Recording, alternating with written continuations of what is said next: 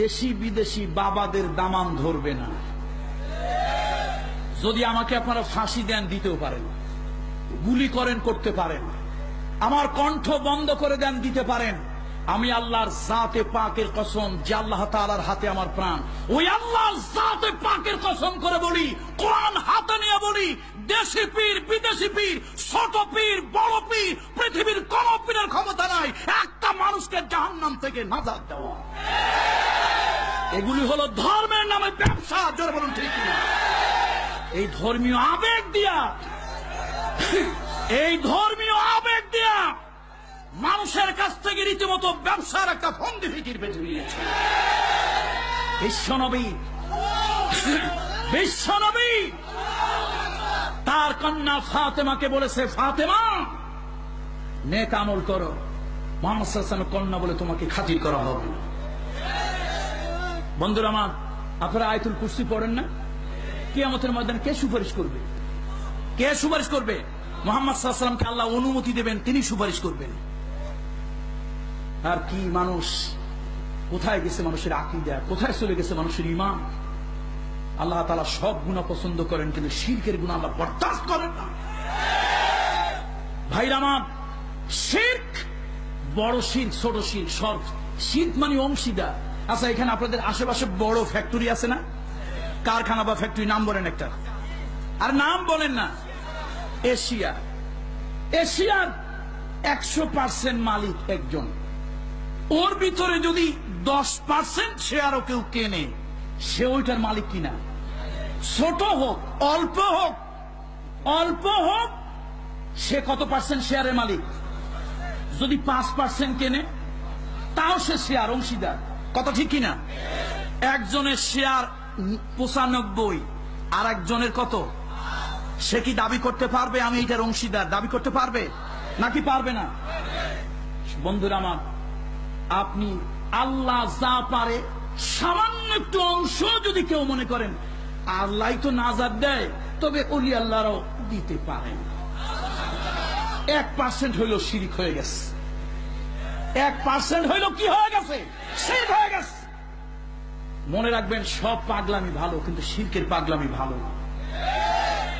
কিয়ামতের জাহান্নাম বড়ই ভয়াবহ, জাহান্নাম বড়ই ভয়াবহ। যেই নবীর আগের জীবনের গুনাহ নাই, যেই নবীর পরের জীবনের গুনাহ নাই, আল্লাহ মাফ করে দিয়েছেন, ঘোষণা দিয়েছেন। সেই নবী সকাল সন্ধ্যায় চোখের পানি ছেড়ে অথবা আবেগে আল্লাহর কাছে দোয়া করতেন, আল্লাহুম্মা হাসিবনি হিসাবান ইয়াসীরা, আল্লাহুম্মা হাসিবনি হিসাবান ইয়াসীরা, আল্লাহুম্মা আজিরনা মিনান নার। তাহলে মুহাম্মদ সাল্লাল্লাহু আলাইহি ওয়াসাল্লামের কোনো গুনাহ ছিল? নাউযুবিল্লাহি মিন যালিক। আল্লাহ তাআলা তাকে মাসুম, বেগুনাহ বানিয়ে দিয়েছিলেন। সেই নবী যদি জাহান্নাম থেকে পরিত্রাণের জন্য আল্লাহর কাছে দোয়া করে, ওই নবী যদি কিয়ামতের ময়দানে আল্লাহর কাছে হিসাব সহজ করে দেওয়ার জন্য দোয়া করে, তুমি আর আমি কে আমরা? বন্ধুরা আমার, দুর্ভাগ্য আজকে দুনিয়ার সব ব্যবসার মন্দা, শুধু ধর্ম ব্যবসার মাশাআল্লাহ বাজার ভালো। সব ব্যবসার কি যাচ্ছে? আকাল দুর্দিন যাচ্ছে, অর্থনৈতিক মন্দা যাচ্ছে সব ব্যবসায়। একটা ব্যবসা মাশাআল্লাহ ভালোই চড়া, পুঁজি ছাড়া ব্যবসা লস হওয়ার কোনো ভয়। পুঁজি খাটাইলেই না আপনার লস হবে, পুঁজি নাই লস নাই। সুতরাং মনে রাখবেন, কিয়ামতের ময়দানে আল্লাহ রাসূল আম্মা জান আয়েশা সিদ্দিকাকে বলেছে, আয়েশা কিয়ামতের ময়দানে মানুষগুলো উলঙ্গ আর লুঙ্গিনী হয়ে উঠবে। আম্মা জান আয়েশা সিদ্দিকা বলেন, ইয়া রাসূলুল্লাহ, আমাদের কি লজ্জা লাগবে না? আল্লাহর নবী বললেন, আয়েশা শুনে নাও, আয়েশা কিয়ামতের ময়দানে মানুষের মাথার উপরে সূর্য থাকবে, সূর্যের কিরণে মানুষের ঘিলুগুলো নাক এবং কান দিয়া গলে গলে পড়বে। ময়দানে মহাশরে মানুষগুলি পানি পানি বলে চিৎকার করে করে কাঁদবে, আর মানুষেরা বলতে থাকবে, আইনাল মাফার, আইনাল মাফার, আইনাল মাফার। পালাবো কোথায়, যাব কোথায়, ভাগবো কোথায় বলতে থাকবে। আল্লাহ তাআলা জানিয়ে দেবেন, কাল্লা লা ওয়াজারা ইলা রাব্বিকা ইয়াউমাইযিনিল মুস্তাকার। ভাগবার কোনো জায়গা নাই, পালাবার কোনো জায়গা নাই, লুকাবার কোনো জায়গা নাই। যেদিকেই তুমি যাও আল্লাহ তাআলা তোমাকে বেষ্টন করে আছে। ও আয়েশা, কেউ কারো লজ্জাস্থানের দিকে তাকানোর একটু হুঁশ থাকবে না। ভাইরা, বুকে হাত দিয়ে আপনার আল্লাহর কসম করে বলেন, আল্লাহর কসম করে বলেন বুকে হাত দিয়ে, এই যে কিয়ামতের ময়দানে স্বামী তার স্ত্রীকে চিনবে না, স্ত্রী তার স্বামীকে চিনবে না, এই ওয়াজ কি শুনছেন না কি শোনেন নাই? নবীরা কিয়ামতের দিন কি বলবে? আচ্ছা, তাহলে নবীদের মূল্য কদর বেশি না পীর ওলিদের মূল্য কদর বেশি? তাহলে আল্লাহ কি আপনার সামান্য জ্ঞান দেয় নাই? নবীরা যদি নাফসি নাফসি বলে, ওই দেশি পীর বিদেশি পীর ওই ব্যাপারীর খবর থাকবে কেমনে? ও তো রীতিমতো ধর্ম ব্যাপারী। ধর্মীয় আবেগ দিয়ে মানুষের কাছ থেকে কিছু ধান্দার ফায়দা। এই জন্য বলি, আল্লাহ তাআলা এর থেকে আমাদেরকে হেফাজত করুন, আল্লাহ তাআলা এর থেকে আমাদেরকে হেদায়েত করুন। বন্ধুরা আমার, কিয়ামতের ময়দানে কঠিন মুসিবত থেকে বাঁচার জন্য আল্লাহ শিখাই দিয়েছেন, করুণাময় গোলাম যারা হবে তাদের 4 নম্বরের গুণ। আল্লাহর গোলাম যারা হবে তাদের কয় নম্বর গুণ? 4 নম্বর গুণ। তারা চোখের পানি ছেড়ে দিয়ে কাঁদবে, আল্লাহ জাহান্নাম বড়ই ভয়াবহ, জাহান্নাম বড়ই ভয়াবহ, আল্লাহ ওই জাহান্নাম থেকে আমাকে বাঁচাও, আল্লাহ জাহান্নাম থেকে আমাকে বাঁচাও। যদি সত্যি ভয়াবহ না হতো আল্লাহকে এই যে শিক্ষা দিতেন। আচ্ছা, আপনারা এইটাও বলেন, আজ পর্যন্ত কোন আলেম ওলামার মুখ থেকে শুনছেন কিয়ামতের ময়দানে, হাসরের ময়দানে কোনো ছায়া থাকবে না, একটা ছায়া ছাড়া? শুনছেন কি শোনেন নাই? কার ছায়া সেইটা?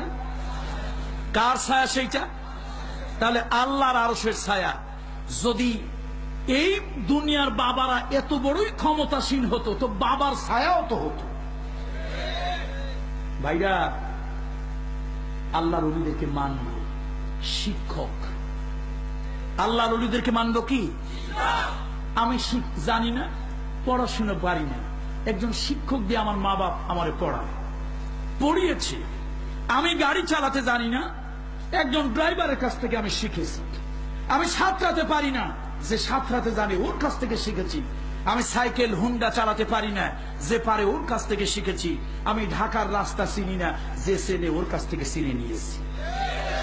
সুতরাং পীর যদি হয় শিক্ষক, 2000 কোটি বার মানা জায়েজ।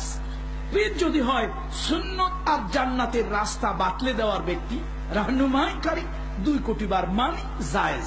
পীর যদি হয় অভিজ্ঞ, আল্লাহর দ্বীনের উপরে চলে, শরিয়াত সুন্নতের উপরে চলে, অভিজ্ঞ একজন ব্যক্তি, যার অভিজ্ঞতা থেকে অভিজ্ঞতা নিয়ে ওই রাস্তায় চলতে আমার সহযোগিতা হবে, আমি পীর মানি। আল্লাহর কসম, এর বাহিরে পীর মানি না, আল্লাহর কসম মানি না, আল্লাহর কসম বিশ্বাস করি না।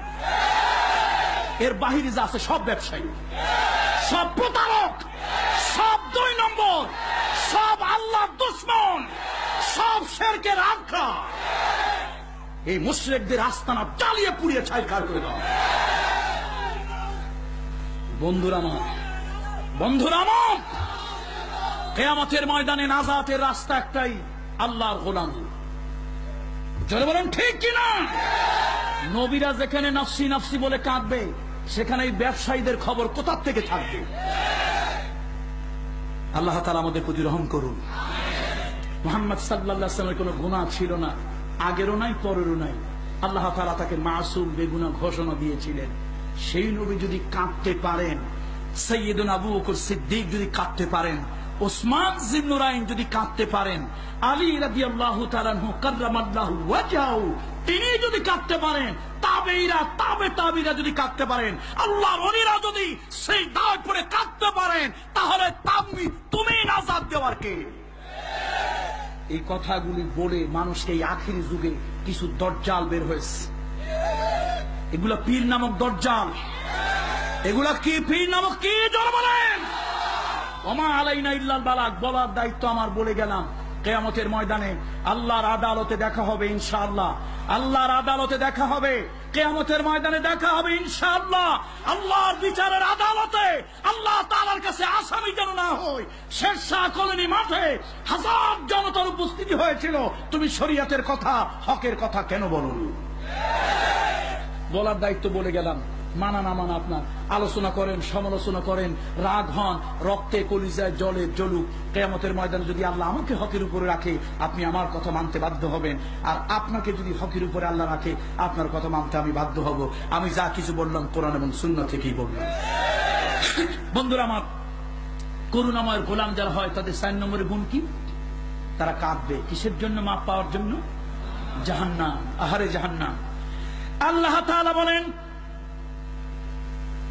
আল্লাহ তাআলা বলেন, ওয়াল্লাযীনা ইয়াকুলুনা রাব্বানা সরিফ আন্না আযাব জাহান্নাম। করুণাময় আল্লাহর গোলাম যারা হবে, করুণাময় আল্লাহ তাআলার গোলাম যারা হবে, আল্লাহর কাছে তারা কাঁদবে জাহান্নামের আযাব থেকে বাঁচার জন্য। কিয়ামতের ময়দানে আমি বলি না, বুখারী শরীফের হাসিয়ার মধ্যে লেখা আছে, বুখারী শরীফের হাসিয়ার ভিতরে লেখা আছে, কিয়ামতের ময়দানে আল্লাহ তাআলা বিচার যখন শুরু করবেন, 70,000 ফেরেশতাকে হুকুম দেবেন, ও 70,000 ফেরেশতারা যাও, জাহান্নামকে টেনে টেনে আমার আরশের বাম দিকে নিয়ে আসো। 70,000 ফেরেশতা 70,000 শিকল লাগাইয়া জাহান্নামকে কিয়ামতের ময়দানের বাম দিকে টেনে টেনে যখন আনবে, জাহান্নাম এত জোরে চিৎকার করবে, গর্জন দেবে, ওই চিৎকারে গর্জনে আদম আলাইহিস সালাম পাগলের মতো দৌড়াবে, হযরত নূহ আলাইহিস সালাম পাগলের মতো দৌড়াবে, হযরত ইদ্রিস আলাইহিস সালাম পাগলের মতো দৌড়াবে, হযরত